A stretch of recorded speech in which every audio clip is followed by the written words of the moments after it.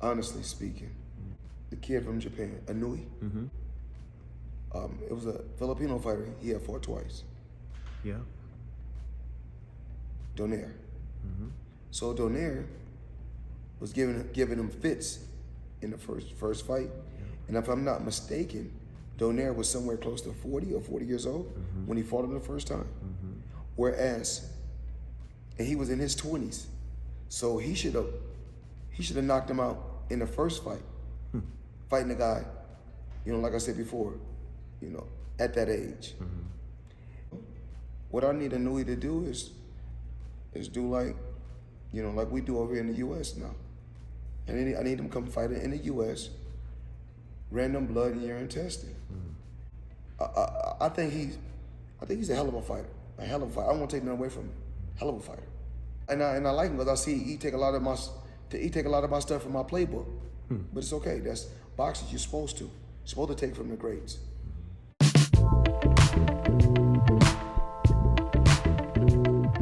So a few years ago, the one and only, the MJ of boxing, Floyd Mayweather, came out stating that Inoue is a good fighter, but what he needs Inoue to do is fight in the USA, come to the USA and do random style drug testing. Floyd emphasized on the random drug testing as if he suspected Inoue to be on PEDs. He wanted Inoue to prove that he's a clean athlete. Well, ironically, one of Inoue's few fights outside of Japan, the moment Inoue came to the USA, he fought last Saturday night. And when he did, he got dropped by a DoorDash employee. Shout out to Ramos. He went from dropping off food on DoorDash to dropping off his job, leaving it to be a boxer as early as 2023. That's when he was doing DoorDash still. And in 2025, he dropped Inoue. I mean, how embarrassing is that? Inoue chose the easiest cherry in the field to look good on his USA debut or his second fight. I don't even know if Inoue came to the USA before. But he did all that cherry picking to still get dropped in the second round. And 2 fights ago, Inoue also got dropped in the first or second round. So this is a consistent pattern of Inoue getting dropped against nobodies. It ain't like these fighters are just no-names.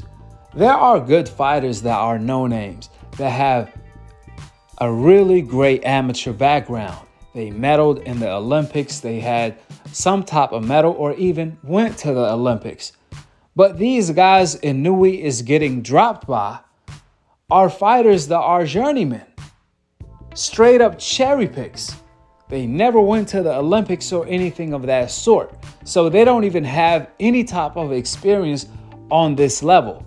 And they still managed to drop Inoue. We all know if a fighter on the coincidental list is getting dropped by this level of opposition, DoorDash employees, man, they will be getting dropped off the pound for pound list top 10 yesterday before today.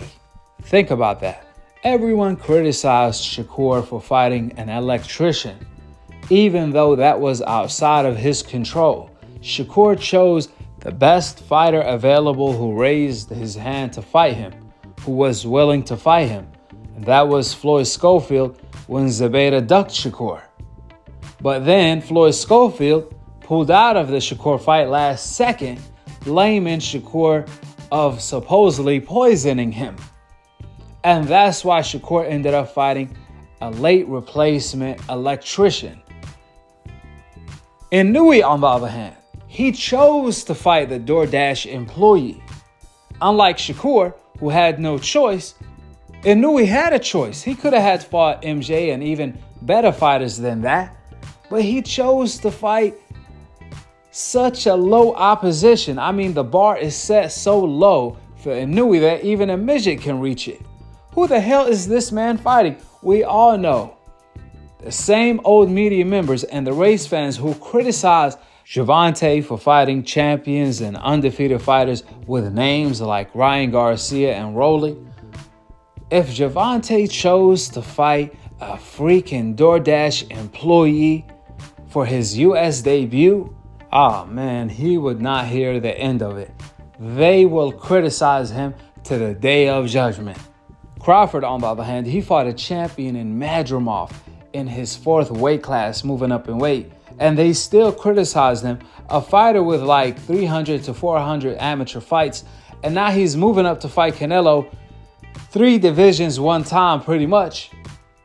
And they criticized Crawford more than they criticized Inoue for fighting a freaking DoorDash employee. I'm dead ass serious. Imagine if Crawford got dropped by a DoorDash employee. Man, you would not see him nowhere near, forget about the top 3 pound for pound, you will not see him nowhere near the top 15. However, they still have Inoue as number 1 or 2 over Crawford. Disrespectfully, they did all that, and a DoorDash employee in Ramos still dropped him.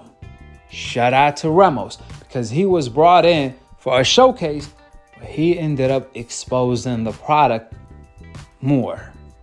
Since we already seen signs of this, Inoue is without a doubt a good, you can say even great, but we haven't seen that side yet. He hasn't been tested yet. Let's see him become undisputed at 126. A real division that actually has some talent. Unlike the previous divisions that had no talent at all when Inoue unified the divisions. Outside of the Fulton fight, Inoue's resume is really weak. I mean, a 40 years old Donaire gave him a life and death fight in the first fight. And like Floyd said, he got to be random drug tested and fight in the USA more often, because let's see what he's made of. In Japan, they can get away with anything and everything. I mean, we seen Ryan get exposed. He went from looking like Superman against Devin Haney and losing to the worst skillful fighter, technical fighter in boxing, in Rolly, all because he was off PEDs. So that shows that any fighter pretty much with any type of talent, you can be a good fighter and take PEDs and you can go Super Saiyan. Therefore, hopefully, this is the last time we see Inoue versus a DoorDash employee or just straight up cherry picks. I mean, he's almost like, 30 years old? He's too old to be cherry picking like that. He needs to fight the likes of Espinoza and the best fighters at 126. Fighters who are actually semi-good and has names, instead of fighting cherry picks and end up fighting on a Sunday in the USA, where I even forgot to watch the fight. I had to go back and watch the fight because he was fighting a nobody. Just to make it clear, I'm a fan of Inoue. I like watching Inoue, but the problem is old media, that is, because they put him on a pedestal that he haven't earned. You can't say he's number 1 pound for pound over Crawford, who already proved it, disrespectfully, because Inoue hasn't done anything remotely close to Crawford. If he's cut like that, why doesn't he move up like Crawford is to fight Canelo and move up to fight Gervonta? The way the DoorDash employee Ramos caught him, we all know Gervonta, if he caught him like that, he will be putting him to sleep. Forget about doing what Crawford is doing now. Inoue already said he will never do that. He will never fight Gervonta.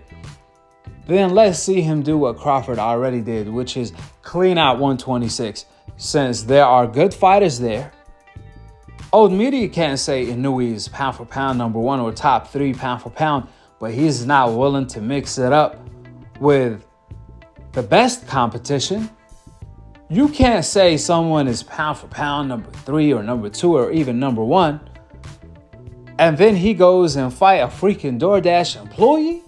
Oh man, then the DoorDash employee drops him and old media says nothing but, wow, he's such a great fighter that he came back to knock out a DoorDash employee after getting dropped.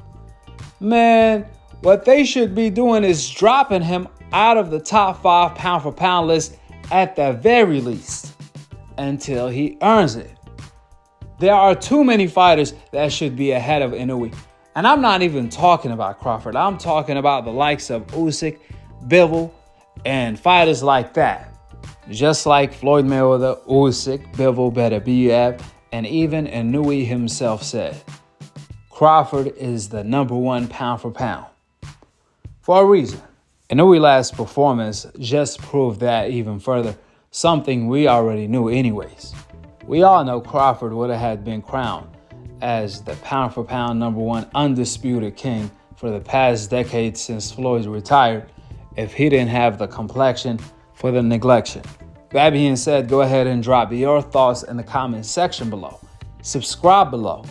And to be continued on the next episode of Akhi, TV.